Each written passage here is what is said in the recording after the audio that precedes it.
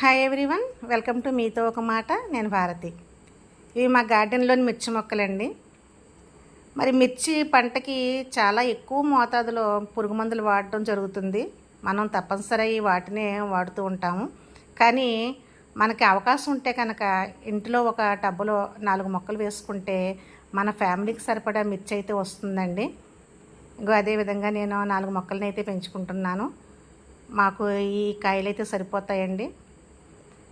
మరి 2 రోజుల క్రితం నేను వీటి నుంచి పండిన మిర్చి అంతా కోసేసాను.